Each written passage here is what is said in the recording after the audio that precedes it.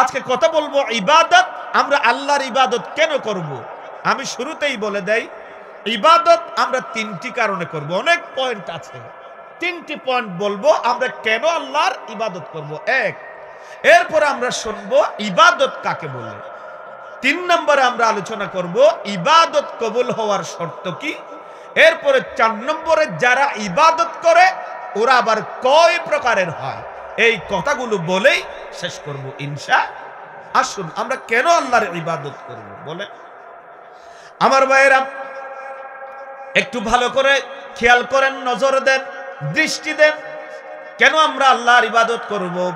আল্লাহ রাব্বুল আলামিন আমাদেরকে ছোট্ট একটি আয়াতের ভিতরে বলে দিয়েছেন, ওয়ামা খালাকতুল জিন্না ওয়াল ইনসা ইল্লা লিয়াবুদুন।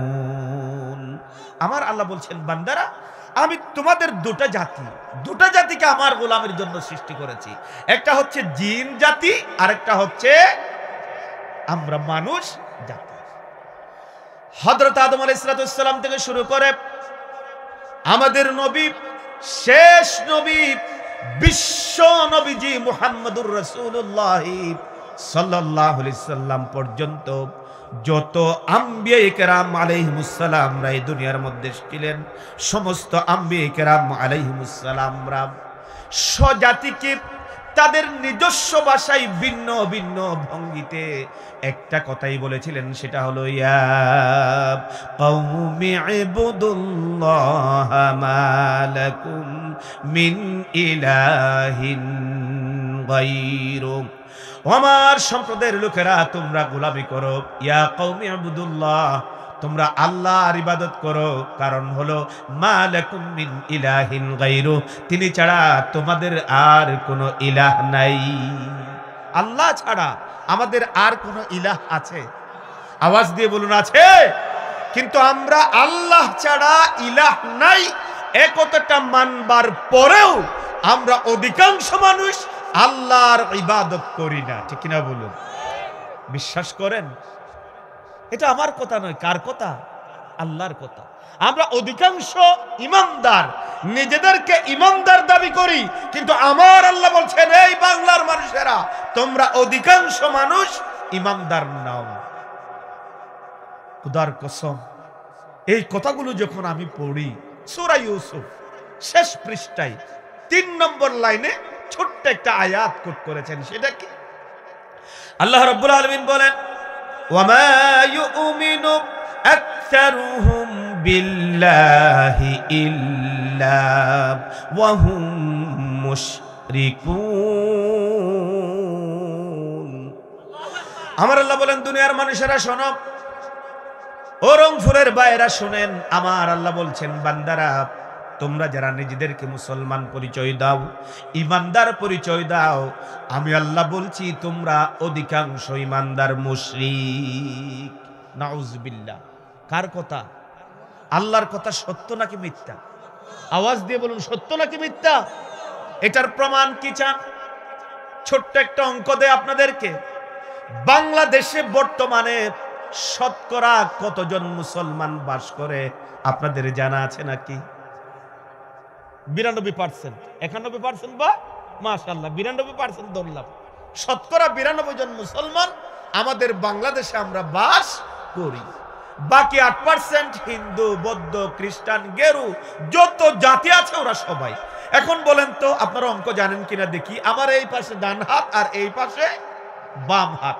92কে যদি আমি 2 হাতে সমান ভাগে ভাগ করে দেই, এক ভাগে কত করে পড়ে? মাশাআল্লাহ 46। এখন এই বাম হাত থেকে 6 নিয়ে আমার ডান হাতে দেন, এদিকে কত হলো? আর এদিকে 40। খোদার কসম করে বলি, আল্লাহর ঘোষণা অনুযায়ী আমার বাংলাদেশে যদি 52 জন মুসলমান থাকতো, তাহলে বাংলাদেশের সংসদ চলতো আল কোরআন দিয়ে, ঠিক কিনা বলুন? আর আমরা আছি দলাদলিতে। এই হাত তুলবো নামাজের সময় নাকি তুলবো না? আপনাদের এলাকায় মনে হয় এগুলো নাই। সালাম ফিরিয়ে মোনাজাত করব নাকি করব না? দরুদ ইব্রাহিম পড়বো নাকি পড়বো না? এদিক দিয়ে আমরা ঠেলাঠেলিতে আছি, ছিপাছিপিতে আছি, আর ওদিক থেকে আমাদের সারা বিশ্বের মুসলমানদেরকে কাফিররা গোলাম বানিয়ে রেখেছে, ঠিক কিনা বলুন? ছোটখাটো বিষয় নিয়ে আমরা এরকম তুচ্ছ তাচ্ছিল্য বিষয় নিয়ে যারাই দলাদলি করে, আল্লাহর কাছে কাল কিয়ামতের মাঠে তাদেরকে মুখোমুখি হতে হবে, ঠিক কিনা বলুন? যাই হোক, যে কথা বলছিলাম, কেন আল্লাহর ইবাদত করব? আল্লাহ রাব্বুল আলামিন বলেন, বান্দা কেন ইবাদত করবা? কারণ হলো তোমাকে সৃষ্টি করেছি আমার গোলামি করার জন্য, ইবাদত করবার জন্য। আর আমার যত আম্বিয়া কেরাম আলাইহিমুস সালামরা দুনিয়ার মধ্যে আমি পাঠিয়েছিলাম, সব নবীদের একটাই দাওয়াত ছিল স্বজাতীয় কওমের প্রতি, সেটা হলো বান্দারা তোমরা আল্লাহর ইবাদত করো। একটা কারণ গেল। এরপর আরেকটা জিনিস খেয়াল করেন, কেন আমরা আল্লাহর ইবাদত করব? কারণ কেন ইবাদত করব? আমি যদি বলতে চাই, সারাটা রাত সারাটা দিন, দিনের পর দিন যদি বলি, তাহলে এগুলো বলা শেষ হবে না। একটা জিনিস আপনাদের দৃষ্টি আকর্ষণ করছি, এত সুন্দর মানুষ, এই মানুষগুলোকে কে বানিয়েছেন? আরো চিল্লাই বলুন, কে বানিয়েছেন? আল্লাহ বানিয়েছেন। কত নিয়ামত দিয়েছেন। আল্লাহ না করুক একটা যদি আঙ্গুল চলে যায়, ওই আঙ্গুল আল্লাহ যেভাবে দিয়েছিলেন, দুনিয়ার সব মানুষ এক জায়গায় একত্রিত হয়ে সেরকম একটা আঙ্গুল দিতে পারবে কি ভাই? কথা বলুন, পারবে? পারবে না। কে দিয়েছে? আল্লাহ রাব্বুল আলামিন বলেন, বান্দারা আলাম নাজআল লাহু আইনাইনি ওয়া লিসানাও ওয়া শাফাতাইনি ওয়া হাদাইনাহুল নাজদাইন। বান্দা, আলাম নাজআল লাহু আইনাইন, আমি কি তোমাকে দুটো চোখ দেই নাই? ওয়া লিসানাও ওয়া শাফাতাইন, আমি কি তোমাকে জিহ্বা এবং দুটো ঠোঁট দেই নাই? কে বলেছেন? আরো চিল্লাই বলুন, কে বলেছেন? আল্লাহ বলেছেন, আমি তোমাকে জিহ্বা দিলাম, ঠোঁট দিলাম। এই যে জিহ্বা আল্লাহ দিয়েছেন, আপনি, আমি, আমরা কখনো কি এই জিহ্বা নিয়ে একটু গবেষণা করেছি? কথা বলুন, করেছেন? আচ্ছা, একটা প্রশ্নের উত্তর দেন তো। সকাল থেকে বিছানা ছেড়ে দেওয়ার পর থেকে আবার বিছানায় যাওয়া পর্যন্ত খাওয়ার কি শুধু একই স্বাদের গ্রহণ করেন, নাকি ভিন্ন ভিন্ন স্বাদের বিভিন্ন খাবার গ্রহণ করেন? বলেন তো। ভিন্ন ভিন্ন স্বাদের বিভিন্ন খাবার আমরা গ্রহণ করি। এখন যদি ইলিশ মাছের স্বাদের জন্য একটা জিহ্বার প্রয়োজন হতো নিয়ম অনুযায়ী, আর পাবদা মাছের জন্য আরেকটা জিহ্বার প্রয়োজন হতো, দেশি মুরগির জন্য একটা জিহ্বার প্রয়োজন হতো, আর গরুগুস্তের জন্য আরেকটা জিহ্বার প্রয়োজন হতো, যেহেতু ভিন্ন ভিন্ন স্বাদ, আপনার আমার শরীরে কয়টা জিহ্বা লাগতো খেয়াল করেছেন? কিরকম বৃষ্টি লাগতো? আল্লাহ জিহ্বার কথা কেন বলেছেন? আমরা কোনো কথা চিন্তা করি নাই। বর্তমান এক ঝাঁক বিজ্ঞানী চিন্তা করেছেন কেন জিহ্বার কথা বলেছেন, তার আবিষ্কার করেছেন আল্লাহ কেন জিহ্বার কথা বলেছেন। আমার আল্লাহ রাব্বুল আলামিন আমাদের জিহ্বার ভিতরে সূক্ষ্ম ৮,০০০-এরও অধিক আস্বাদন শক্তির রেণু ফিট করে দিয়েছেন। কে দিয়েছে?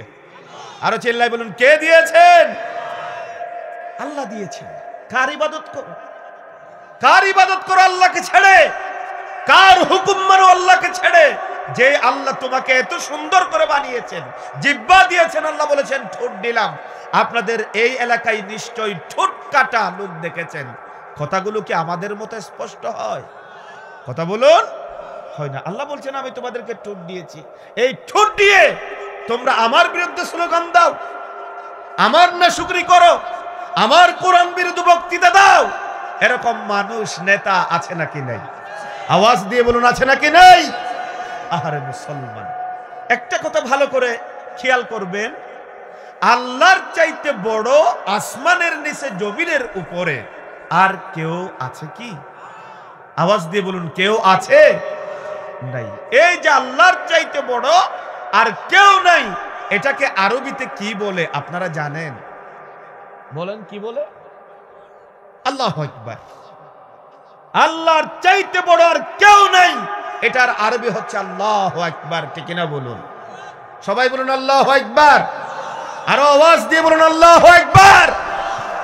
যারা নাকি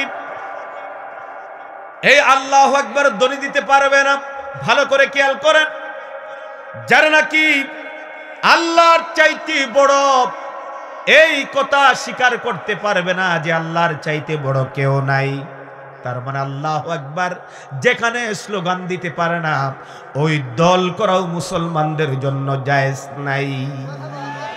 সোজা বাংলা, সোজা বাংলা। বাংলাদেশে অনেক দল আছে, তাদের প্রতি আমাদের হৃদয়ে অনেক ভালোবাসা আছে। ওরা জাহান্নামে যাক খোদার কসম, অন্তত আমি চাইতে পারি না, যেহেতু আমি একজন আল্লাহর দ্বীনের ছোট্ট গোলাম। আমরা তাদেরকে বলি, যুবকদেরকে বলি, আমার কলিজার টুকরা ছাত্রদেরকে বলি, তুমি যদি মুসলমান ঘরের সন্তান হও, আল্লাহ যে তোমাকে নিয়ামত দিয়েছেন সেই নিয়ামতের কৃতজ্ঞতা যদি প্রকাশ করতে চাও, তাহলে এমন কোন দল তোমার জন্য করা জায়েজ নাই যেই দলের স্লোগান আল্লাহু আকবার হতে পারে না, ঠিক কিনা বলুন? এটা স্মরণ রাখতে হবে, এটা স্মরণ রাখতে হবে। আমার ভাইয়েরা, কেন আল্লাহর গোলামি করব? আল্লাহ রাব্বুল আলামিন বলছেন বান্দারা কেন গোলামি করবে না? কারণ হলো ওয়াহুয়াল্লাযী সাখখারাল বাহরা লিতাকুলু মিনহু লাহমান তারিয়া। আমার আল্লাহ বলেন বান্দারা কেন আমার ইবাদত করবা? তোমরা কি একটু চিন্তা করো না, মাছ কিনা লাগে অনেক টাকা দিয়ে, আর যখন মাছের চাষ করো আপনাদের টাকা খরচ কম না বেশি? আওয়াজ দিয়ে বলুন, কম না বেশি?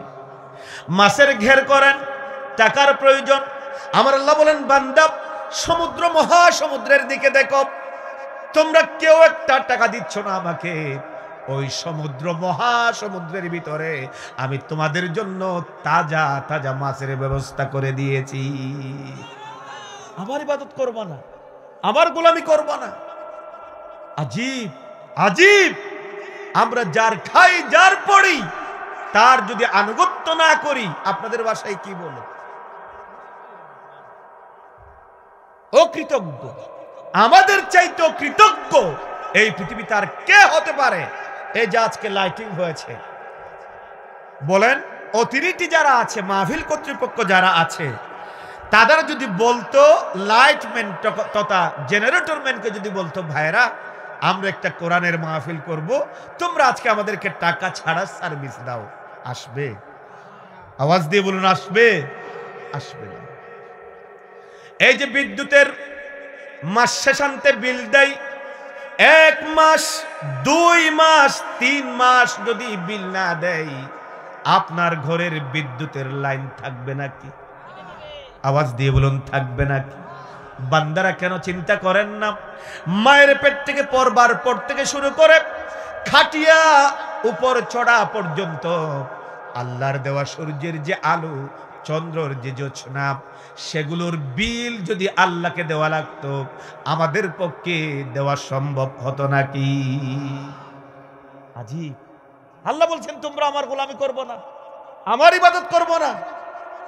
এরকম প্রত্যেকটি বিষয় একটু চিন্তা করে দেখেন। আপনার মাথা এমনিতেই মস্তক অবনত হয়ে যাবে আমার আল্লাহর জন্য, যে আল্লাহ তুমি ছাড়া এই দুনিয়াতে আর কারো ইবাদত করব? সুবহানাল্লাহ, সুবহানাল্লাহ।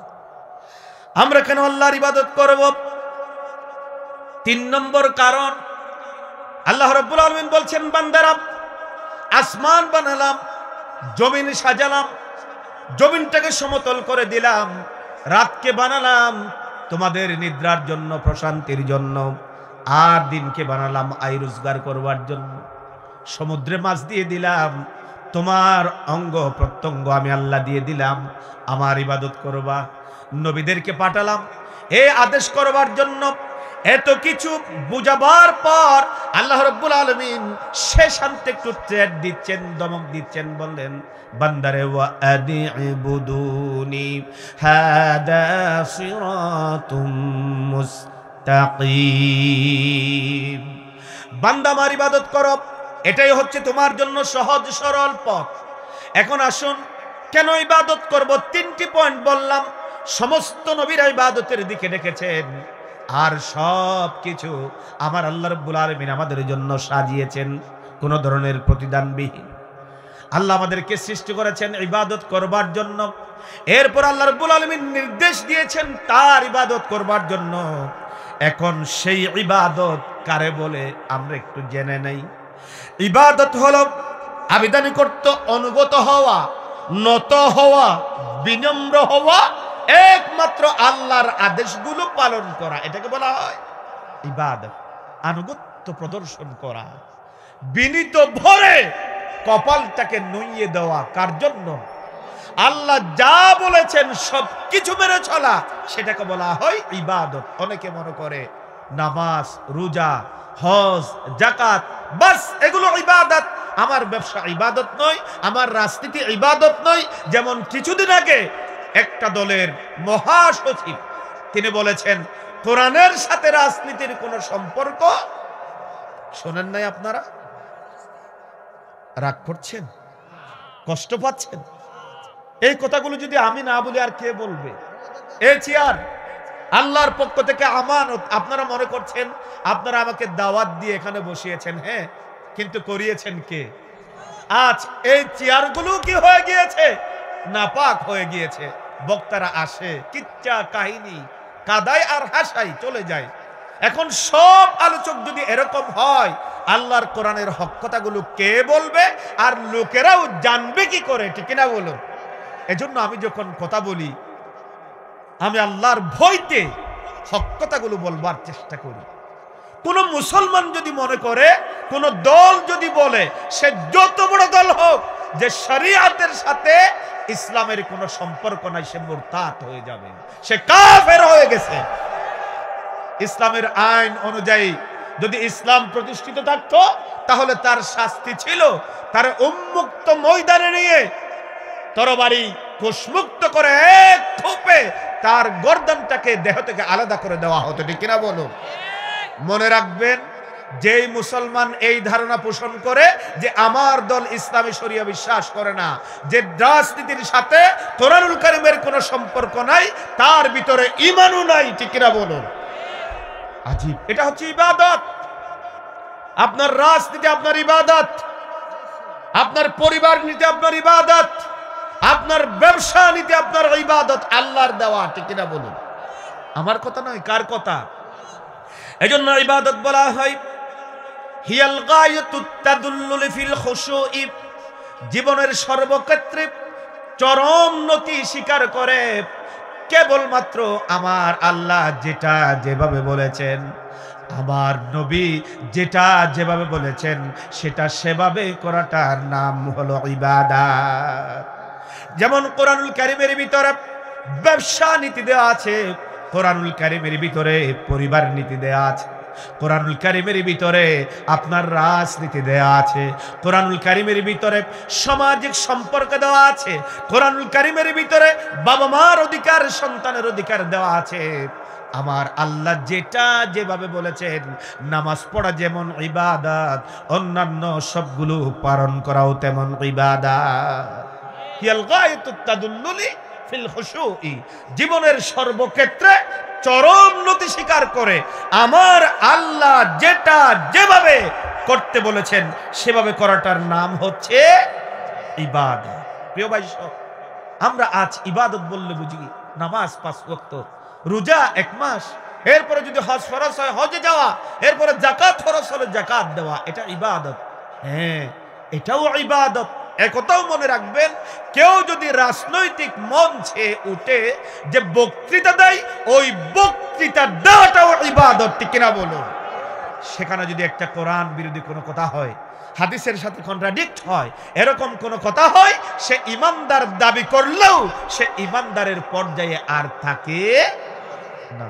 ইবাদত, ইবাদত এখান থেকে আব্দুন, আব্দুন মানে গোলাম, ইবাদত মানে গোলামি। আর আবিদ, যিনি গোলামি করেন কার, তিনি হচ্ছেন আবিদ।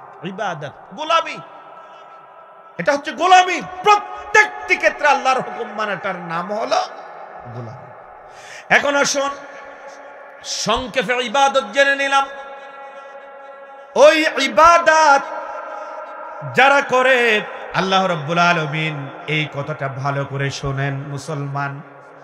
এখন যেই কথাটা বলবো, যারা আলেম আছেন মঞ্চের উপরে, অডিয়েন্স আপনারা যারা আছেন, মা বোন যারা যারা শুনছেন, আল্লাহ রাব্বুল আলামিন 3 শ্রেণীর গোলামদের কথা কোরআনের ভিতরে বলে দিয়েছেন। ওই 3 শ্রেণীর গোলাম যারা আছে, 2 শ্রেণীর গোলাম জাহান্নামের বাসিন্দা হয়ে যাবে। জোরে বলেন নাউজুবিল্লাহ। কয় শ্রেণীর গোলাম আছে? আওয়াজ দিয়ে বলুন, কয় শ্রেণীর?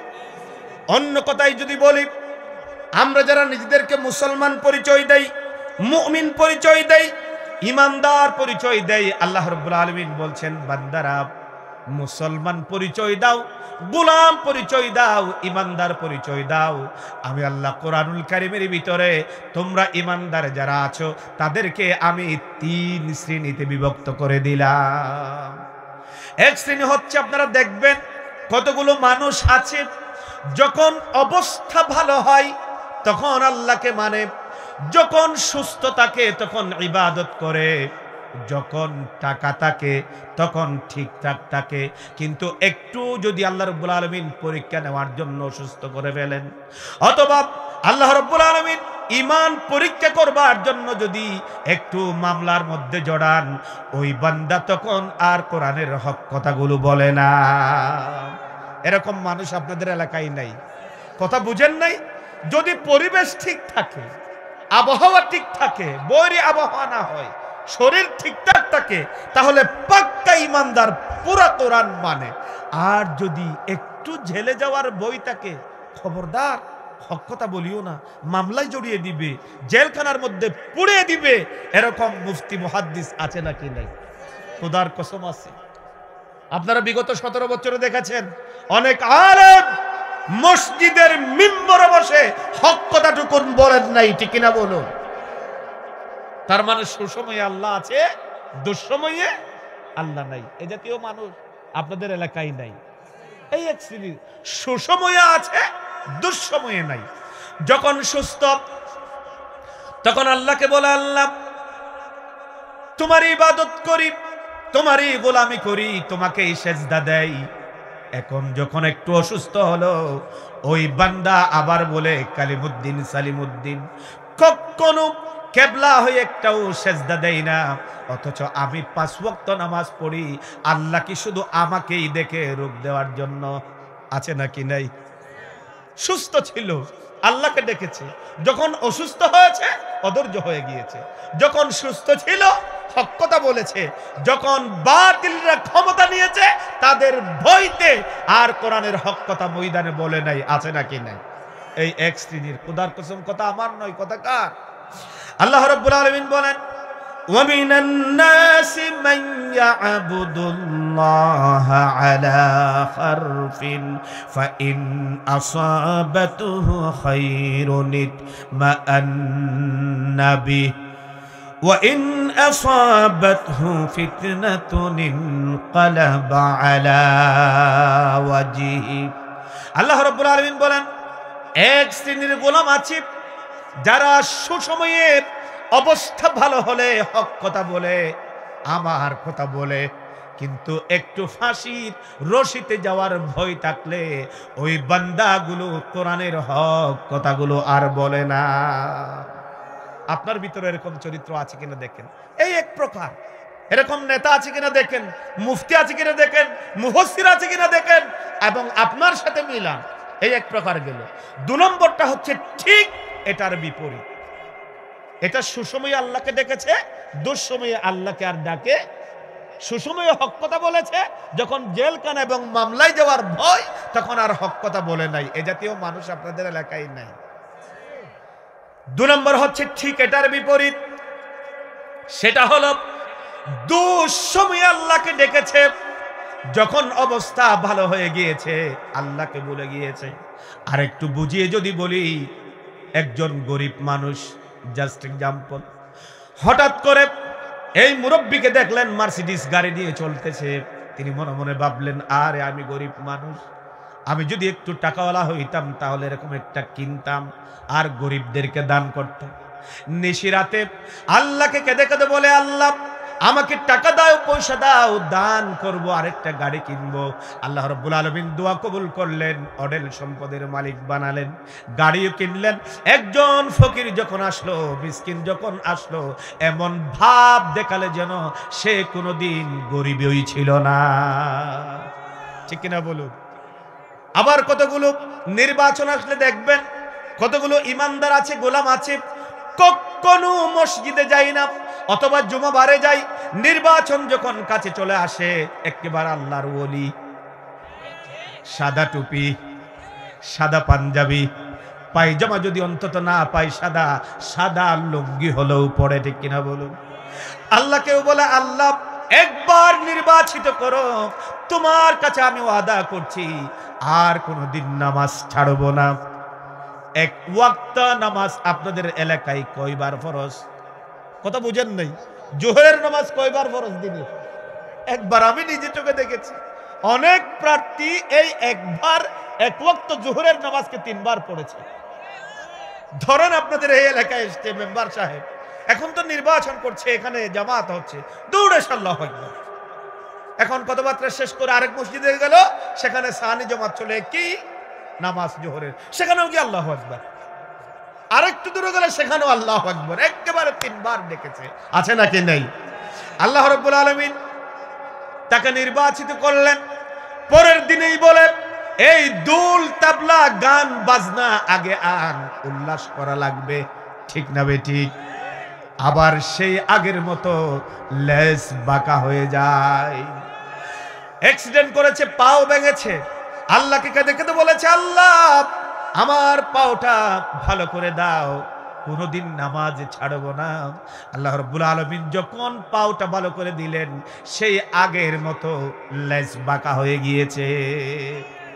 আল্লাহ রাব্বুল আলামিন বলেন, ওয়া ইদা মাসাল ইনসানা দুররু দাআনা লিজামবিহি আও কাইদান আও কাইমাম। আমার আল্লাহ বলেন, কতগুলো গোলাম, দ্বিতীয় প্রকার গোলাম হচ্ছে দুঃসময়ে আমি আল্লাহকে ডাকি। আমি আল্লাহ রাব্বুল আলামিন যখন নিয়ামত দিয়ে দেয়, তখন ওই মানুষগুলো বেসামাল হয়ে যায়। আমাদেরকে ওয়াদা দিয়েছিল কোরআন বিরোধী কোনো আইন পাশ করব না। আমাদেরকে বলা হয়েছিল এই বাংলাদেশের নির্দ্বিধায় আল্লাহর কোরআনের মাহফিল চলবে। বাস্তবে কি তেমনটা হয়েছিল? বিশ্বাস করেন, অনেক মাহফিলে গিয়েছি, অনেক মাহফিলে গিয়েছি, মঞ্চে উঠব, এই অবস্থায় আমাদেরকে উঠতে দেওয়া হয় নাই। ঠিক কিনা বলো? আজীব তামাশা।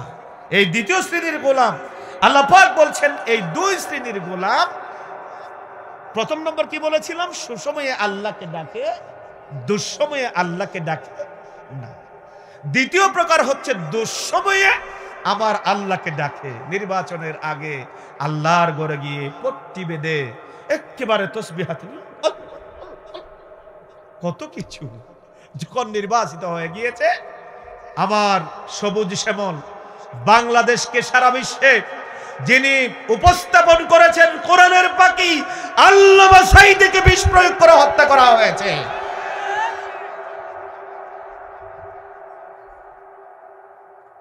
আমরা সেই নামগুলো নিতে চাই না, জাস্ট ইশারা।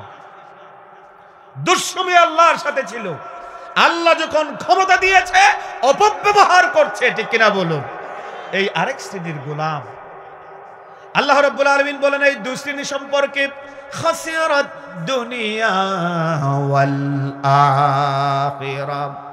আমার আল্লাহ বলছেন, ও ইমানদাররা শোনো, যদি ইমানদার হও, ওই 2 শ্রেণীর মানুষের দুনিয়াও বরবাদ। জেনে রাখো, আমি আল্লাহর কাছেও তাদের কোনো দাম নাই। দুনিয়াতে লাঞ্ছিত হচ্ছে, ঠিক না? একেবারে মামাবাড়ির দিল্লি, এখন সেখানে প্রতিদিন মিছিল মিটিং হচ্ছে। ওই দাজ্জালকে আমাদের দেশ ভারতে রাখতে পারবা? আল্লাহর কোরআনের সাথে মিলান। খাসিরাত দুনিয়া ওয়াল আখিরাহ। দুনিয়াটাও লাঞ্ছিত, পরকালেও কি হয়ে যাবে? শেষ শেষ।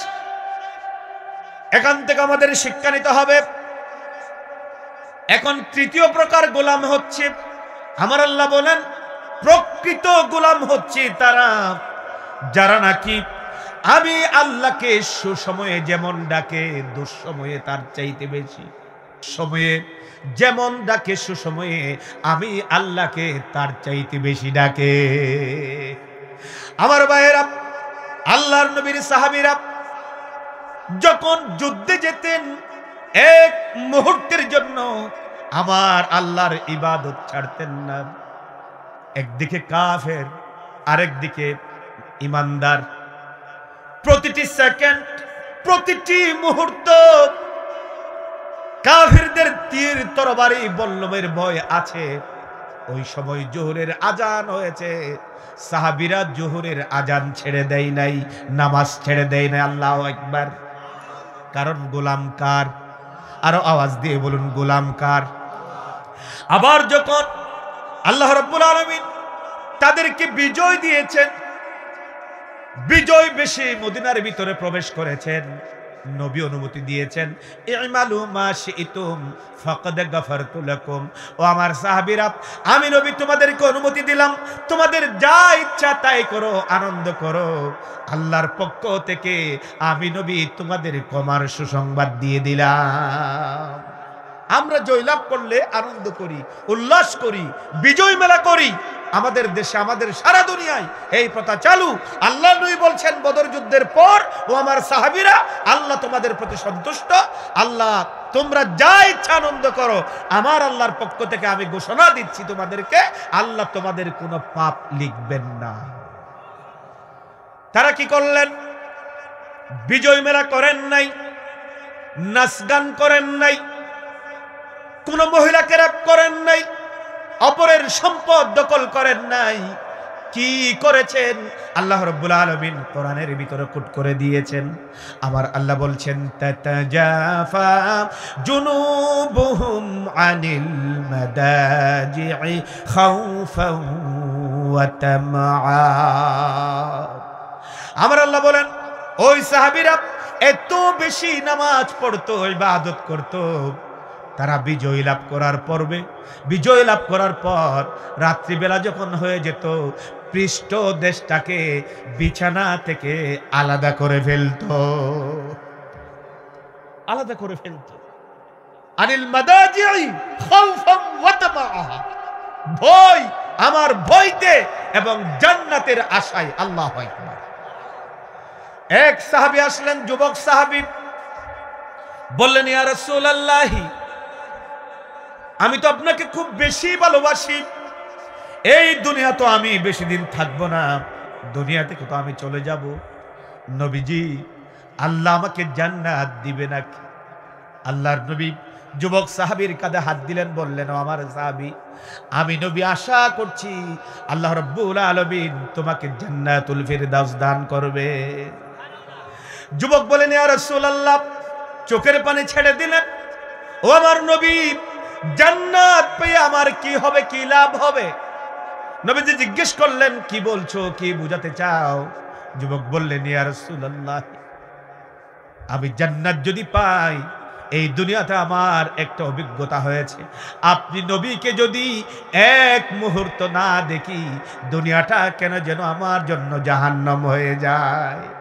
নবী, আল্লাহ যদি আমাকে জান্নাত দেন, ওই জান্নাতে যদি আমি আপনার সঙ্গ না পাই, সাহচর্য না পাই, পাশাপাশি না থাকতে পারি, তাহলে ওই জান্নাত আমার দরকার নাই। নবী, আমি জান্নাত আপনার পাশাপাশি থাকতে চাই। আল্লাহু আকবার। আমি আপনার পাশাপাশি থাকতে চাই। নবী করিম সাল্লাল্লাহু আলাইহি সাল্লাম যুবকের কান্না দেখলেন আর বললেন, ও যুবক, ফাইন্নি আলা নাফসিকা বিকাসরাতিস সুজুদ, সত্যি যদি তুমি জান্নাতে আমার পাশাপাশি থাকতে চাও, আমি নবীকে একটা সাহায্য করো তোমার মাধ্যমে। সাহায্যটা হলো এই, 5 ওয়াক্ত নামাজ বা জামাত আদায় করবা, আর বেশি বেশি নফল সেজদা দিবা। আমি নবী তোমাকে বলে দিলাম, তুমি যদি এই আমলগুলো করো, তাহলে কাল কিয়ামতের মাঠে আল্লাহ তোমাকে লাঞ্ছিত করবেন না, আর জান্নাতে খুব পাশাপাশি তোমাকে আমার কাছে দিয়ে দিবে। সুবহানাল্লাহ। এখন সেই মুসলমান আজ নামাজ পড়ে না। এই যে নামাজ পড়ে না, এরকম যুবক, মহিলা, মুরব্বী আপনাদের এলাকায় আছে নাকি নাই আমি জিজ্ঞেস করব না, তবে মুসাফির হিসাবে আপনাদেরকে শোনাই, এক ওয়াক্ত ফরজ সালাত কেউ যদি অবহেলা করে ছেড়ে দেয়, আওয়াজ দিয়ে বলুন কি করে, সবাই বলুন কি করে, অবহেলা করে যদি কেউ এক ওয়াক্ত সালাত অবহেলা করে ছেড়ে দেয়, গুনাহ কি রকম? গুনাহ হচ্ছে কেউ যদি সারা রাত চুরি করে, কেউ যদি সারা রাত জেনা করে, কেউ যদি সারা রাত মদ খায় আর ব্যভিচারে লিপ্ত হয়, কেউ যদি মা মরে যায় ওই মরা মায়ের দেহ থেকে গোশত কেটে খায়, কেউ যদি তার সন্তান মরেছে, কলিজার টুকরা মেয়ে মরেছে, ওই মেয়ের শরীর থেকে গোশত কেটে খায় ছড়ি নিয়ে, যেরকম না গুনাহ হয় এক ওয়াক্ত নামাজ অবহেলা করে ছেড়ে দেয়াটা তার চাইতে বড় গুনাহ। নাউজুবিল্লাহ বলবেন না? তার চাইতে বড় গুনাহ। তার মানে আমি চুরি করতে বলছি না, ডাকাতি করতে বলছি না, জেনা করতে বলছি না, ব্যভিচার করতে বলছি না, বুঝাচ্ছি এক ওয়াক্ত নামাজ অবহেলা করে ছেড়ে দেওয়া কত বড় পাপ এবং গুনাহ। এজন্য ইমাম আহমদ ইবনে হাম্বল তিনি বলেছেন, কোন মুসলমান সন্তান যদি এক ওয়াক্ত নামাজ ছেড়ে দেয়, তিনি বলছেন আমরা তার মুসলমান মনে করি না। কানা আসহাবু রাসূলুল্লাহ সাল্লাল্লাহু আলাইহি ওয়াসাল্লাম লা ইয়ারাউনা শাইয়্যাম মিনাল আমালি কুফরুন ইল্লা তারকুস সালাত।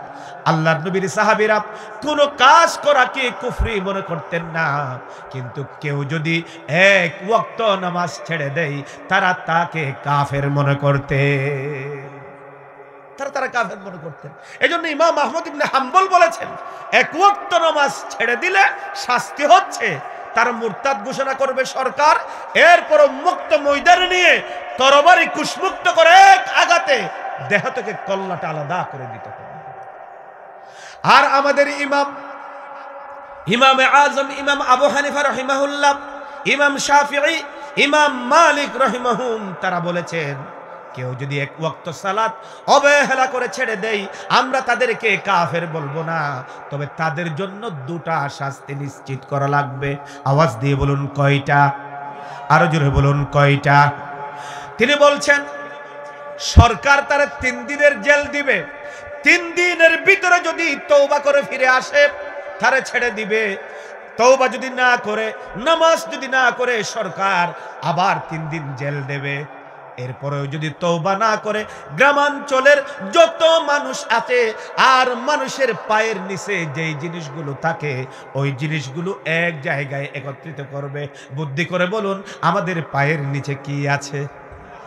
সমস্ত জুতাগুলোকে মালা বানাবে, এরপরে বেনামাজির গলায় ঝোলাবে, তারপরে পুরো মহল্লায় ঘোরাবে। এটা হলো এক শাস্তি।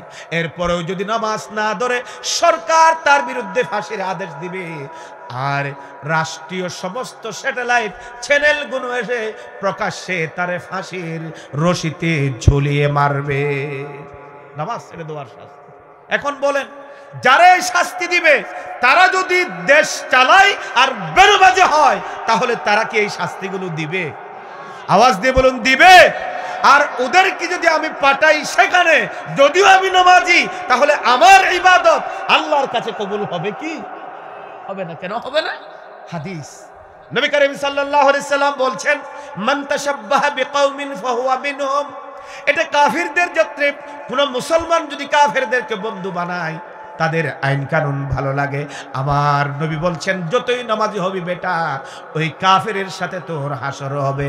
আর যদি মুসলমান বন্ধু হয়, সে যদি বেনামাজি হয়, সে যদি এমন নেতা হয় যে নামাজ কায়েমের আন্দোলন করে না, আর তুমি যদি তাহাজ্জুদ গুজার হও, ওই মানুষটাকে সাপোর্ট করবার কারণে তোমার সমস্ত ইবাদতকে পুটলি বেঁধে ফেরেশতারা তোমার মুখের মধ্যে মেরে ওই নেতার সাথে তোমারও জাহান্নামে পড়িয়ে মারবে।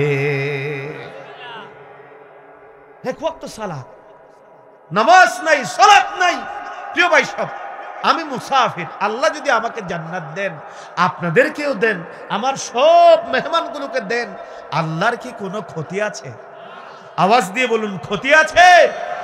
লাভ কাদের? চিল্লাই বলুন লাভ কাদের? আপনারা কি জান্নাতে যেতে চান?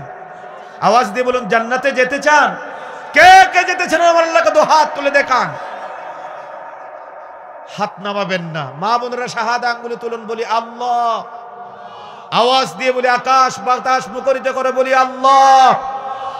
আল্লাহ, তোমার নামে কসম করছি আজ থেকে 5 ওয়াক্ত ফরজ নামাজ ছাড়বো না, ছাড়বো না, ছাড়বো না।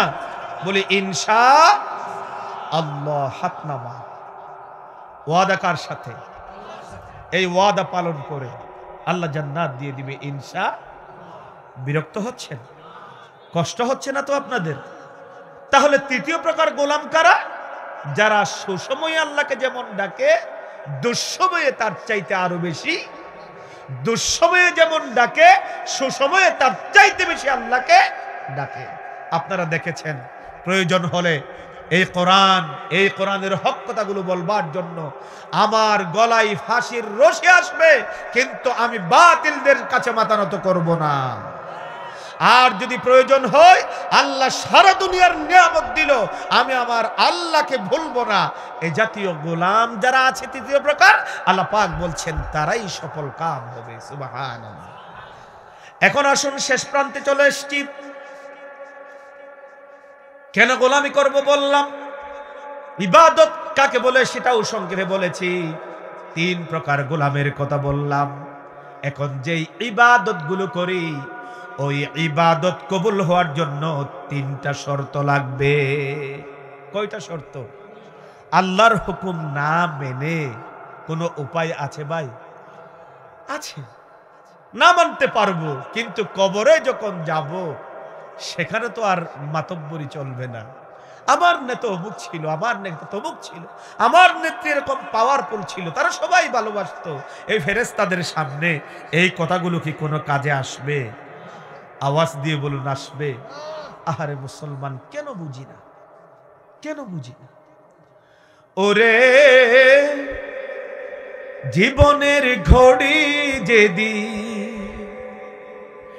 জীবনের ঘড়ি যেদিন হয়ে যাবে বন্ধ, কেন মন দুনিয়াতে দালান কোটা বান্ধ। দালান কোটা বান্ধি না? আজকে আবার যাদের দালান কোটা আছে, যেহেতু কক্সবাজার থেকে বসরে হুজুর আসছে, কেন দালান কোটা বান্ধি জিজ্ঞেস করছে, এই জন্য দালানটা একেবারে ভেঙে ফেলবো। এটা করার দরকার নাই। ইসলাম আপনাকে বলে হালাল পন্থায়, বৈধ পন্থায় একটা কেন 1000 দালান বাঁধেন, ইসলাম নিষেধ করে না। কিন্তু অবৈধ পন্থায় যদি একটা পয়সাও আপনার পেটে ঢুকেছে, আপনাকে জাহান্নামে জ্বলা লাগবে। ঠিক কিনা বলুন? আজ আমার দেশে যারা ছোট ছোট চোর আছে তাদেরকে শাস্তি দেয় কারা? যারা মেম্বার, চেয়ারম্যান, এমপি থেকে শুরু করে প্রধান যিনি ছিল তিনি। অথচ সবচাইতে বড় চোর ছিল তারা। ঠিক কিনা বলুন? বিধবাদের যেই কার্ড আসতো, আপনাদের এলাকার কথা বলছি, অনেক জায়গায় মেম্বার চেয়ারম্যানরা সেই বিধবাদের কার্ড থেকে টাকা খেয়েছে। আসলে নাকি নেই? রাস্তার জন্য বাজেট হয়েছে, যিনি বাজেট পাস করেছেন তিনি একটা পার্সেন্টেজ খেয়েছেন। ঠিক কিনা বলুন? ছোট্ট একটা প্রকল্প থেকে যে আল্লাহর ওলিনি বলতো জনগণ আমার, আমি শুধু জনগণের, সব জনগণ করবে বিচার, ওই আল্লাহর ওলির ছোট্ট একটা প্রকল্প থেকে দুর্নীতি ধরা পড়েছে 2500 কোটি টাকা। ঠিক কিনা বলুন? কত বড় শয়তান! আহারে, কোন জাতি আমরা, কি জাতি! বৈধ পন্থায় করেন, কোনো নিষেধ নাই। প্রিয় ভাই সব, এই যে ঘড়ি টক টক করে চলছে, একবার যদি বন্ধ হয়ে যায়, আমরা টেকনিশিয়ানের কাছে নিয়ে গিয়ে আবার এটাকে সচল করতে পারি নাকি পারি না? মোবাইল ডিস্টার্ব দিচ্ছে, আমরা মোবাইল ডাক্তারের কাছে নিয়ে যাই, আবার সচল করে দেয়। কিন্তু আল্লাহ যে আমাদেরকে রূহ দিয়েছেন, প্রাণ দিয়েছেন, একবার যদি আজরাইল এসে নিয়ে যায়, বিশ্বের সবচেয়ে বড় নেতা বা নেত্রী যিনি আছেন তার কাছে গেলে রূহটা ফেরত দিতে পারবে? ওরে জীবনের ঘড়ি যেদিন জীবনের ঘড়ি যেদিন হয়ে যাবে বন্ধ, কেন মন দুনিয়াতে দালান কোটা বান্ধ। ঘড়ি বন্ধ হওয়ার আগে আল্লাহরে তুই ডাক, সেই ডাক শুনিবেন আমার মহান আল্লাহ পাক। ওরে ঘড়ির কাঁটা বন্ধ হইলে, ঘড়ির কাঁটা বন্ধ হইলে আমলের দরজা হবে বন্ধ, কেন মন দুনিয়াতে দালান কোটা বান্ধ। আমার বাইরে বাদতের কথা বলছিলাম, ছোট্ট একটা হাদিস মনে পড়ে গেল। বিশ্বনবী রাসূল করিম সাল্লাল্লাহু আলাইহি সাল্লাম বলছেন, ইবাদত কি? আল ইবাদাতু হুয়া আদ-দুআ। ইবাদত হলো আল্লাহর কাছে চাও, আল্লাহর কাছে পানাহ চাও। দুনিয়াতে থাকবো না, সিজদায় চলে যান, আল্লাহকে বলেন আল্লাহ পাপ করেছি মাফ করে দাও। আমার দেশে এরকম ওলিও আছে যারা মাহফিলে এসে বলে আমি আল্লাহর কাছে কোনোদিন ক্ষমা চাই না। আপনারা দেখেন নাই? নাম নিব নাকি? দেখেন না আপনারা সোশ্যাল মিডিয়াতে? বিশাল এক মাহফিলের মঞ্চে এসে অনেক মুফতি, মুহাদ্দিস, মুফাসসির আছে, ওই মূর্খ বলছে আমি আল্লাহর কাছে মাপ চাই না। আবার তাফসীর করে বলছে কেন চাই না? কারণ আমি জিন্দেগিতেও কোনো গুনাহ করি নাই। নাউযুবিল্লাহ। নাম বলবো? ওই যে কাদের সিদ্দিকীর বাইকটা কি যেন, ইয়েস, সেই কিছুদিন আগে বলছেন লতিফ সিদ্দিকী। কত বড় মূর্খ চিন্তা করেন। এত আলেম মঞ্চে ছিলেন, কেউ প্রতিবাদ করে নাই। নাউযুবিল্লাহ। আমি সেই এলাকায় মাহফিলে গিয়ে, আমি তো একটু ছোট মানুষ, আপনারা দেখতে পাচ্ছেন, এই যে কোটটুট গায়ে দিয়েছি তো এজন্য একটু মোটা লাগছে, একেবারে ছোট। আমি আমার সর্বস্ব শক্তি দিয়ে প্রতিবাদ করেছি, তারে আবার ঈমান নবায়ন করা লাগবে, ঠিক না বলুন? আল্লাহর নবীর কোন গুনাহ ছিল? আওয়াজ দিয়ে বলুন ছিল? অথচ নবীজি আমার, নবী বলেছেন ইবাদত হচ্ছে দোয়া, ইস্তিগফার। আল্লাহর নবী এক হাদিসের মধ্যে এসেছে প্রতিদিন দৈনিক অন্তত 70 বার আল্লাহর কাছে তওবা করতেন। আরেক হাদিসের মধ্যে এসেছে 100 বার তওবা করতেন। ওই নবী বলেছেন, ও আমার উম্মতের লোকেরা, সেজদায় চলে যাবা আর চোখের পানি ছেড়ে দিয়ে বলবা আল্লাহুম্মা গফির যামবি কুল্লাহ দিক্কাতাও ওয়া জিল্লাহ ওয়া আউওয়ালাহু ওয়া আখিরাহ ওয়া আলানিয়াতুহু ওয়া সিররা। কে দেখে আল্লাহকে বলো, আল্লাহ আমার ছোটখাটো গুনাহ মাফ করে দাও, আমার বড় গুনাহ মাফ করে দাও, আমার প্রকাশ্য গুনাহ মাফ করে দাও, আমার জানা অজানা গুনাহ মাফ করে দাও। নবীজি কাঁদতেন, চোখের পানি ফেলতেন। ওই নবীজি বলেছেন, কোন বান্দা যদি নামাজে দাঁড়িয়ে যায় আর সিজদায় চলে যায়, চোখের পানি ছেড়ে দেয়, ওই চোখের পানি নাকের ডগায় আসতে দেরি, আমার আল্লাহর আজিম থেকে ডাক দিয়ে বলে, ফেরেশতারা বলে দাও আমি আমার গোলামকে মাফ করে দিলাম। সুবহানাল্লাহ। ইবাদত করতে হবে। এখন আসুন, এই ইবাদত কবুল হওয়ার জন্য 3টি শর্ত। কষ্ট হচ্ছে নাকি মোনাজাত করে দেব? এটা বলেই শেষ করে দিব সংক্ষেপে। আপনার ইবাদত কবুল হওয়ার জন্য আপনার ব্যবসা, আপনার রাজনীতি, আপনার বক্তৃতা, আপনার ওয়াজ, আপনার সবকিছু ইবাদত। আপনি বউকে একটা শাড়ি কিনে দেন, সুবহানাল্লাহ, এটাও ইবাদত। এটা কি ইবাদত? অনেক স্বামী আছে বউকে কিছু কিনে দিতে কার্পণ্য করে, অথচ হাদিস এসেছে ছেলে সন্তানকে পালন করা আমার জন্য ওয়াজিব করেছেন কে? আমার সন্তানাদি পালন করা আমার জন্য ওয়াজিব। বউকে খাওয়া দাওয়া, বাসস্থান, কাপড় চোপড় দেওয়া আমার জন্য ফরজ করেছেন কে? আবার এটা দেন সাদাকার সওয়াব, আল্লাহু আকবার, সেটাও ইবাদত। কি সুন্দর, প্রতিটি পরতে পরতে ইবাদত। এই ইবাদত কবুল হওয়ার জন্য 3টা শর্ত আবশ্যকীয়। একটা হচ্ছে আল ইখলাসু লিল্লাহি তাআলা, সব কিছু কাজ কাকে সন্তুষ্ট করবার জন্য? আওয়াজ দিয়ে বলুন কারে? আপনি নামাজ পড়বেন, মানুষের নামাজি বলে এই জন্য নয়। হজ করেছেন, এই উদ্দেশ্যে হজ করবেন না যে আপনি মানুষেরা আপনাকে হাজী সাহেব বলবে।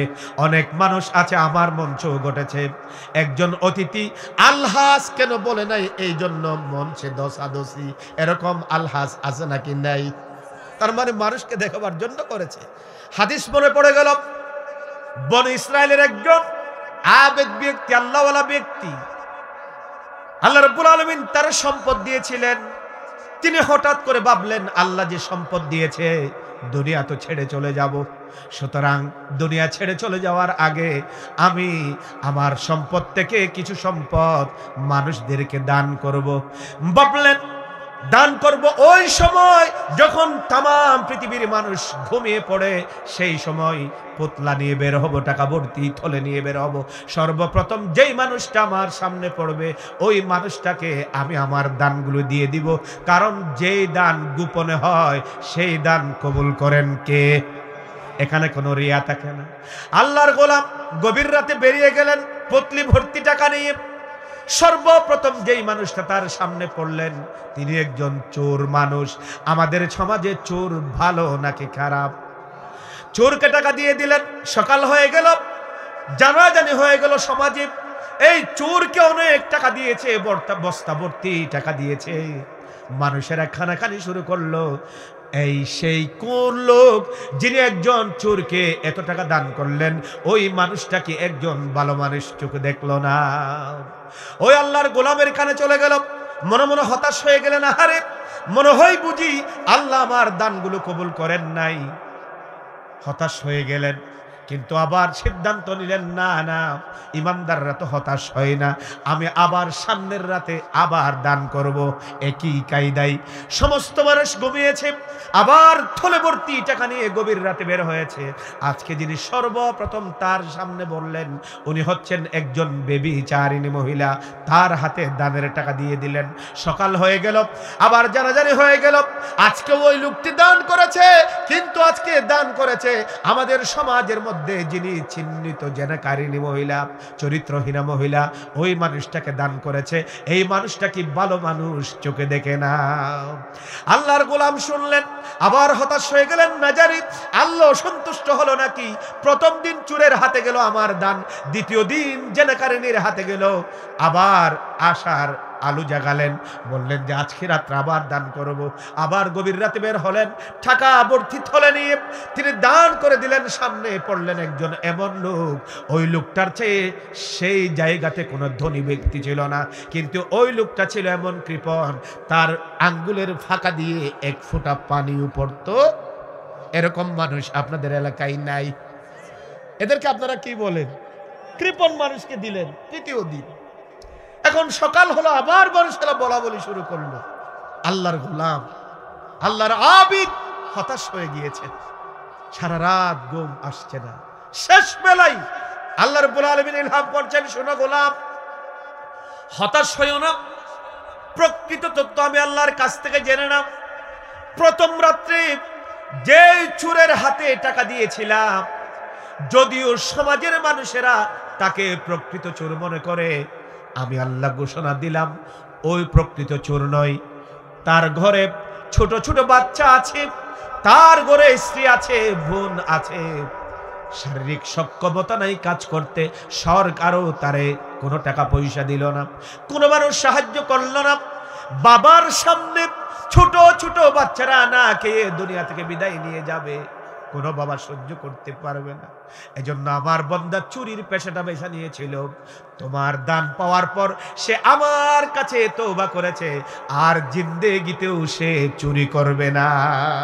সুতরাং আমি আল্লাহ তোমার প্রথম দিনের দান কবুল করে নিলাম। দ্বিতীয় দিন যেই মহিলাকে তুমি দান করেছো, শোনো, ওই মহিলার ঘরে একটা বৃদ্ধা মা আছে, খুবই অসুস্থ। ওই যুবতী মহিলা অনেক সাহেবদের ঘরে ঘরে টাকা চেয়েছে, সহযোগিতা চেয়েছে, কেউ দেয় নাই, বরঞ্চ কাজ চেয়েছে, তাও দেয় নাই। অনেক চাকরি বাকরি খুঁজেছে, তাও পায় নাই। কিন্তু একজন সন্তানের কোলে মা না খেয়ে ওষুধ সেবন না করে মারা যাবে, এটা সে সহ্য করতে পারে নাই। যার কারণে সে তার চরিত্রটাকে বিক্রি করে দিয়েছে। তোমার দান হাতে পাওয়ার পর আমার কাছে গোসল করে গভীর রাতে সে যাই নামাজ বিছিয়ে চোখের পানি ছেড়ে দিয়েছে, আর কোনোদিন ওই মহিলা ব্যভিচার করবে না। আর তৃতীয় রাতের রহস্য হলো, ওই মানুষটা সবচেয়ে বড় ধনী এবং কৃপণ ছিল, একটা পয়সাও কারো দান করতো না।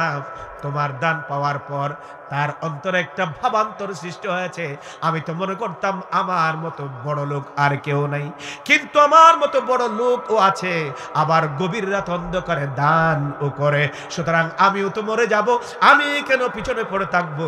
আমিও সিদ্ধান্ত নিলাম আজকে থেকে দুহাত খুলে আমি আল্লাহর রাস্তায় দান করব। আল্লাহ রাব্বুল আলামিন বলেন, গোলাম তুমি যে আমাকে সন্তুষ্ট করবার জন্য দান করেছো, আমি আল্লাহ তোমার দানকে কবুল করে নিলাম, তোমার ইবাদতকে কবুল করে নিলাম। আল ইখলাসু লিল্লাহ, সব আল্লাহকে সন্তুষ্ট করবার জন্য করতে হবে। 2 মুতাবিআতুর রাসূল, নবী যেভাবে শিক্ষা দিয়েছেন ঠিক সেভাবে করতে হবে। আমি আমার ভাষায় বলি, এই যে আমার চাচাদের নাম কি যেন আপনার, সুলাইমান চাচা, ভালো মানুষ, নামাজ পড়ে, উনি আবার কৃষি কাজও করে। কষ্ট হচ্ছে আপনাদের? কৃষি কাজও করে। এখন ভোর রাতে আমার দাদিজি আমার সুলাইমান দাদাকে ডেকে দিলেন, এই এখন ফজরের আজান হয়ে যাবে, তুমি তাড়াতাড়ি কোরআন নিয়ে চলে যাও। দৌড়ে চলে গেলেন। এখন মাটি কাটতে কাটতে ফজরের আজান হয়ে গিয়েছে। ফজরের নামাজ বেচারা পড়বে পড়বে করতে করতেই সূর্য উদিত হয়ে গিয়েছে, ফজরের নামাজ পড়া হয় নাই। এখন কাজের ভিড়ে জোহরের আজান দিল, জোহরের নামাজ পড়বে পড়বে পড়া হয় নাই। খাওয়া দাওয়া সারতে সারতে আসরের সময়, আসরের নামাজ পড়া হয় নাই, মাগরিবের নামাজ পড়া হয় নাই, এশার নামাজ পড়া হয় নাই। ঘরে এসছে, আহারে সর্বশেষ আমি তো এক ওয়াক্ত নামাজ পড়ি নাই, আল্লাহ কি আমাকে ছাড়বে? যে এক ওয়াক্ত নামাজ ইচ্ছাকৃত না অবহেলা করে ছেড়ে দিলে মায়ের মরা গুস্ত খাওয়ার সমান পাপ, আল্লাহকে আমাকে মাফ করবেন। দৌড়ে গিয়ে সুন্দর করে অজু করলেন, জায়নামাজ বিছালেন। এখন যখন জায়নামাজে দাঁড়ালেন, শরীরটা থরথর করে কাঁপছে।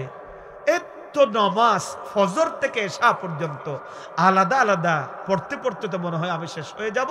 এজন্য তিনি একটা বুদ্ধি করলেন। কি করলেন? একেবারে ফজর থেকে এশা পর্যন্ত এক নিয়তে পড়বেন, একটা নিয়ত বানাইলেন। নাইতু আন উসাল্লিয়া লিল্লাহি তাআলা রাকাআতিম মিনাল ফজরি ইলাল ইশা। আল্লাহ, আমি একজন শাসা। আল্লাহু আকবার। হবে কথা বলেন, নামাজ হবে? কেন হবে না? রসুল এভাবে শিখান, রসুল এভাবে শিখান নাই। সুতরাং প্রতিটি কাজ, নামাজ বলেন, পরিবার বলেন, আপনার সবকিছু আল্লাহর নবী যেভাবে বলেছেন সেভাবে করতে হবে, তাহলে আপনার ইবাদত আল্লাহর দরবারে কবুল হবে। 3 নাম্বার, সর্বাগ্যে যেটা প্রয়োজন আমাদের জন্য হালাল রিজিক চাই। যত ইবাদত করেন যদি হারাম উপার্জন থাকে, ওই ইবাদত আল্লাহর কাছে কবুল হবে কোথাকার? আল্লাহ। আসুন প্রিয় ভাই সব, আর কথা বাড়াবো না, যা বলেছি 3টি অনেক কারণ আছে কেন আল্লাহর গোলামি করব। 3টি কারণ বলেছি। গোলামি কাকে বলে, ইবাদত কাকে বলে বলেছি। এই যে গোলাম যারা আছে 3 প্রকার, আমরা কোন প্রকারের গোলাম হতে চাই? যারা জান্নাতে যাবে সুসময়ে এবং দুঃসময়ে। আল্লাহর কোরআন ছাড়বো না, বলি ইনশাআল্লাহ। সুখে থাকি আর দুঃখে থাকি আল্লাহর সাথে রসুলের পথে থাকবো ইনশাআল্লাহ। এরপরে 3টা কারণ বললাম ইবাদত কবুল হওয়ার। এত সুন্দর আয়োজন করেছেন আমার আশিক ভাইয়েরা, অনেক দিন পরে নাকি মাহফিল হয়েছে। আপনারা কি খুশি হয়েছেন নাকি নারাজ হয়েছেন? খুশি হয়েছেন কারা কারা হাত তুলেন দেখি একটু। আল্লাহু আকবার বলে, আল্লাহু আকবার। হাত নামান। শেষান্তে একটা কথা বলি, সন্তানগুলোকে ইসলামী শিক্ষায় শিক্ষিত করবেন। এই শীতকালে অনেক সময় দেখা যায় যে গান বাজনা করে, অনেক অনুষ্ঠান করে, খাওয়ার আয়োজন করে। কোনো মুসলমান সন্তান এরকম গান বাজনা করে খাওয়ার আয়োজন তথা পিকনিক করতে পারে? এটা সম্পূর্ণ হারাম। এটা কি? আওয়াজ দিয়ে বলুন, এটা কি? এই কাজটুকুন করবেন না। দুরূদ শরীফ পড়ি, আল্লাহুম্মা সাল্লি আলা মুহাম্মাদ ওয়া আলা আলি মুহাম্মাদ কামা সাল্লাইতা আলা ইব্রাহিম ওয়া আলা আলি ইব্রাহিম ইন্নাকা হামিদুম মাজিদ। আল্লাহুম্মা বারিক আলা মুহাম্মাদ ওয়া আলা আলি মুহাম্মাদ কামা বারাকতা আলা ইব্রাহিম ওয়া আলা আলি ইব্রাহিম ইন্নাকা হামিদুম মাজিদ। আল্লাহুম্মা আমিন। ربنا ظلمنا أنفسنا وإن لم تغفر لنا وترحمنا لنكونن من الخاسرين ربنا لا تزغ قلوبنا بعد إذ هديتنا وهب لنا من لدنك رحمة إنك أنت الوهاب আল্লাহ তাআলা গভীর এই কুয়াশাচ্ছন্ন রজনীতে যখন সামিয়ানা থেকে টপ টপ বৃষ্টির মতো কুয়াশা ঝরছে এমন একটি মুহূর্তে আল্লাহ রাব্বুল আলামিন অনেক বান্দা অনেক বান্দি তোমার এই গভীর রজনীতে ঘুমের জন্য তৈরি করা গরম কম্বল মুড়িয়ে আরামে ঘুমাচ্ছে রে আল্লাহ।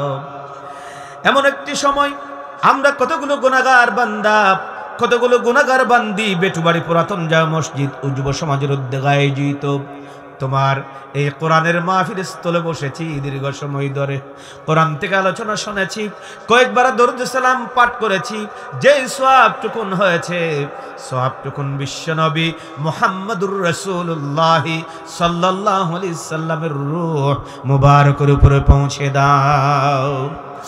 আল্লাহ তাআলা যত আম্বিয়া কিরাম আলাইহিমুস সালাম দুনিয়ার মধ্যে ছিলেন তাদের আরওয়াহের উপরে সওয়াব পৌঁছে দাও।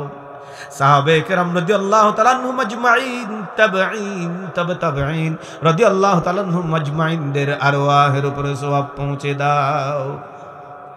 আল্লাহ তাআলা দুনিয়া সৃষ্টি লগ্ন থেকে আজ পর্যন্ত তোমার জমিনে তোমার দিনকে প্রতিষ্ঠা করবার সংগ্রামে যারা শাহাদাত বরণ করেছেন আমার বাংলাদেশ সহ সারা বিশ্বে সমসাময়িক যত শহীদ পরিবারগুলো আছে শহীদ পরিবারগুলোকে ধৈর্য ধারণ করবার তৌফিক দাও।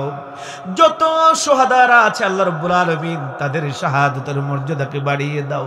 আল্লাহ রাব্বুল আলামিন আমরা যারা হাত তুলেছি মা বোন যারা পর্দার অন্তরালে হাত তুলেছে এমন দুটো হাত আছে যার মা নাই এমন দুটো হাত আছে যার বাবা নাই এমন দুটো হাত আছে যার মাও নাই বাবাও নাই।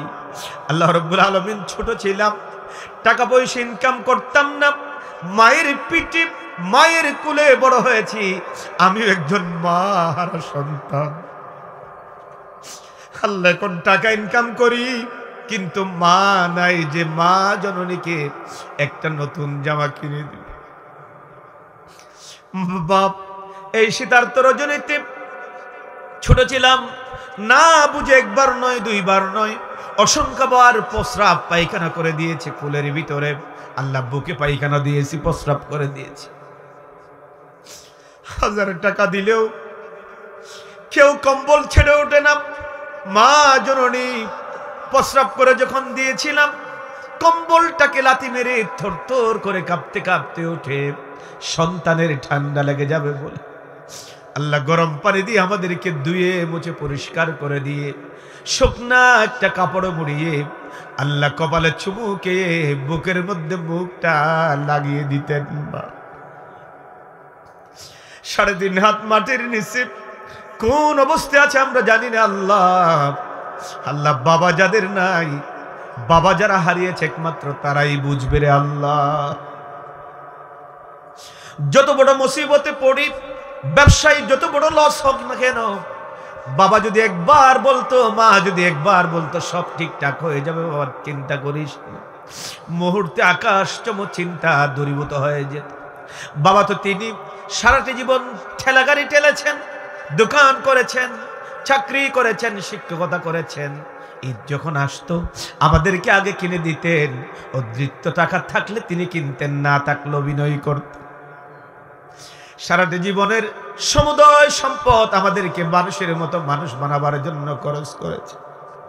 বাবা কবরের মধ্যে কোন অবস্থায় আছে আমরা জানি না। সন্তান হিসেবে তোমার কাছে ফরিয়াদ করছি আমাদের বাবার জিন্দেগির সব গুনাহ খাতা মাফ করে দাও। আল্লাহ কবরগুলোকে রাউদাতুম মির রিয়াদিল জান্নাহ বানিয়ে দাও। আমাদের মা বাপ যাদের দুনিয়াতে বেঁচে আছেন অসুস্থ আছেন শেফায়ে আজেলা কামেলা দান করো হায়াতুত তাইয়্যিবা সিহহাতে কুল্লিয়া নসিব করে দাও। আল্লাহ মন সুসন্তান হওয়ার তৌফিক দান করো যাতে করে বাবা মার খেদমত করে তাদের দোয়া নিয়ে দুনিয়া থাকতে জান্নাতের গ্যারান্টি নিতে পারি। কারণ তোমার হাবিব বলেছেন, যত বড় মুফতি হয়, মুহাদ্দিস হয়, মুফাসসির হয় না কেন, বাবা মা যদি অসন্তুষ্ট হয়ে যায়, ওই মুফতি, মুহাদ্দিস, মুফাসসির জান্নাতে যেতে পারবে না। আবার যদি একজন সাধারণ কৃষক হয়, ঠেলাওয়ালা হয়, রিক্সাওয়ালা হয়, ইমানের মৌলিক বিষয়গুলো যদি পালন করে, বাবা মা যদি তার উপর সন্তুষ্ট হয়ে যায়, ওই সাধারণ মানুষটার জন্য তোমার জান্নাত ওয়াজিব হয়ে যায়।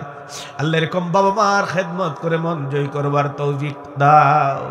রব্বির হামহুমা কামা রব্বায়ানি সাগীরা। সবাই বলুন, রব্বির হামহুমা কামা রব্বায়ানি সাগীরা।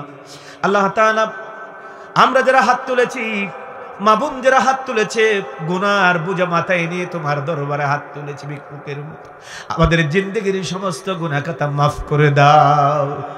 আল্লাহুম্মা গফির যামবানা কুল্লাহ দিক্কাতাও ওয়া জিল্লা ওয়া আউওয়ালাহু ওয়া আখিরা ওয়া আলানিয়াতাহু ওয়া সিররা ইয়া রাব্বাল আলামিন। আল্লাহ, মুরব্বি যারা হাত তুলেছেন, এমন চরিত্র দিয়ে চরিত্রটা সাজিয়ে দাও যাতে করে কাল কিয়ামতের মাঠে হযরত আবু বকরের সারিতে দাঁড় হতে পারে, জান্নাতে আবু বকরের সাথে থাকতে পারে। যুবক যারা হাত তুলেছেন, খালিদ বিন ওয়ালিদের মতো ইসলামের একজন সৈনিক বানিয়ে দাও যাতে খালিদের নেতৃত্বে জান্নাতে থাকতে পারে। আল্লাহ, নিষ্পাপ শিশু সন্তান, মাসুম বাচ্চা যারা হাত তুলেছেন, আল্লাহ রাব্বুল আলামিন হাসান হোসেনের মতো চরিত্র তাদেরকে দান করো। আল্লাহ তাআলা, আমার মা বোন যারা পর্দার অন্তরালে হাত তুলেছেন, সরলা অবলা, আল্লাহ রাব্বুল আলামিন স্বামী স্ত্রীতে ভুল বোঝাবুঝি থাকলে দূর করে দাও। আল্লাহ রাব্বুল আলামিন জান্নাতি ভালোবাসা তৈরি করে দাও। আল্লাহ, নিঃসন্তান কেউ থাকলে সন্তান দিয়ে দাও। আল্লাহ, গেল কালকে কুমিল্লা একজন বোন আবার কে দোয়া চেয়েছে আমার কাছে, ভাইয়ের মাধ্যমে দোয়া চেয়েছে। আল্লাহ রাব্বুল আলামিন দীর্ঘদিন হলো তিনি বিবাহ করেছেন, মুসাফির হিসাবে আমার কাছে দোয়া চেয়েছেন। আজকের মাহফিলে তার জন্য দোয়া করছি। আল্লাহ, তুমি তার কুল জুড়ে জান্নাতে সন্তান দিয়ে দিও, চক্ষু শীতলকারী সন্তান দিয়ে দিও। আল্লাহ, আল্লাহ, এলাকায় যদি কোনো মা বোন বাচ্চা না হয়ে থাকে, আল্লাহ তুমি তোমার তাদের কুল জুড়ে প্রশান্তিময় সন্তান দিয়ে দাও। আল্লাহ তাআলা, এই মাহফিল যারা আয়োজন করেছেন, তুমি তাদেরকে কবুল করো। যেসব উলামা হযরত কথা বলেছেন, তুমি তাদেরকে কবুল করো। বিশেষ করে প্রধান মুফাসসির হাফেজ মাওলানা মুহাম্মদ শফিউল আজম নিয়মিত যোগাযোগ মেনটেন করেছেন এই মাহফিল উপস্থিত করাবার জন্য। আল্লাহ, তুমি ভাইকেও কবুল করো। আল্লাহ, এলাকার ইমাম সাহেব, খতিব সাহেবকে কবুল করো। আল্লাহ, এখানে আসবার পর থেকে কিরকম যে ভালোবাসা দেখিয়েছেন, আমি মুসাফির সন্তুষ্ট। আল্লাহ, তুমি তাদের প্রতি সন্তুষ্ট হয়ে যাও। বিশেষ করে আশিক যে ভাইটা আছে, অনেক কষ্ট করেছেন, আমি শুনেছি। আল্লাহ, আমাকে সময় দিয়েছেন। আল্লাহ, ভাইকে তুমি বিনিময়ে জাযায়ে খায়র নসিব করো। আল্লাহ, পরিবারটাকে ইসলামী পরিবার বানিয়ে দিও। আল্লাহ, সন্তান যে আছে, আল্লাহ তার ইচ্ছে কোরআনে হাফেজ বানানোর, ইসলামী সৈনিক বানানোর, আল্লাহ তুমি সেভাবে কবুল করে নাও। আল্লাহ, কমিটিদের সমস্ত ভাইদের নাম তো আমি জানি না, আল্লাহ তুমি তারা জানো, তুমি তাদেরকে কবুল করে নাও। আল্লাহ, আমার সাথে এসছে আব্দুল কাদের জিলানী, আল্লাহ তুমি তাকে বিশ্বময় কবুল করো। আল্লাহ, তাকে তার কণ্ঠটাকে ইসলামের জন্য কবুল করো। প্রিয় ভাই, সব মা বোনেরা, আমি মুসাফির 30টি সেকেন্ড আপনাদেরকে ছেড়ে দিলাম।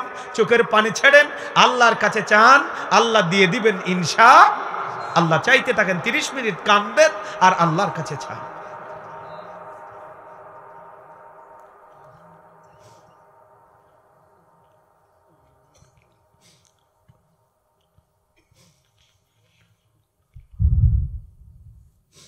আল্লাহ, তোমার বান্দা বান্দিরা যা চেয়েছে সমস্ত হালাল চাওয়াগুলো তুমি দিয়ে দিও। আল্লাহ, আল্লাহ, আজকের এই আয়োজন যারা সাজিয়েছেন, মাইকম্যান, জেনারেটর ম্যান, আল্লাহ, মিডিয়ার ব্যক্তিবর্গ, সাংবাদিক যারা ছিলেন, আল্লাহ তুমি সবাইকে কবুল করো। আল্লাহুম্মা নাওয়ির কুলুবানা বিল কুরআন ওয়া যায়্যিন আখলাকানা বিজিনাতিল কুরআন ونجنا من النار بشفاعة القرآن وأدخلنا الجنة ببركة القرآن। আল্লাহ, সভাপতি, প্রধান অতিথি, বিশেষ অতিথিবৃন্দ যারা ছিল, আল্লাহ তুমি তাদেরকেও কবুল করে নাও। রব্বানা হাব লানা মিন আজওয়াজিনা ওয়া যুররিয়াতিনা কুররাতা আ'য়ুনিন ওয়াজআলনা লিল মুত্তাকিনা ইমামা। আল্লাহ কিয়ামত পর্যন্ত এই মাহফিলটাকে জারি রাখিও। আল্লাহুম্মা জাআলিল মুওয়াদ্দা ওয়াল মুহাব্বা বাইনানা কামা জাআলনা বাইনাল মুহাজিরিন ওয়াল আনসার কামা জাআলতা বাইনাল মুহাজিরিন ওয়াল আনসার ইয়া রাব্বাল আলামিন। হাত পেতেছি মোরা গুনাহগার তোমারি দরগায় প্রভু, তোমারি দরগায় শূন্য হাতে ওগো মোদের ফিরায়ো না হায় প্রভু, ফিরায়ো না হায়। আল্লাহ এলাকার সমস্ত মেয়েগুলোকে পর্দাশীলা বানিয়ে দে, মা ফাতিমার মতো কবুল করো আল্লাহ।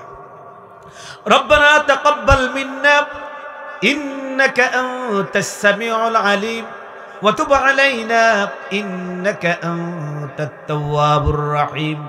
সুবহানা রাব্বিকা রাব্বিল ইজ্জাতি আম্মা ইয়াসিফুন ওয়া সালামুন আলাল মুরসালিন ওয়ালহামদুলিল্লাহি রাব্বিল আলামিন।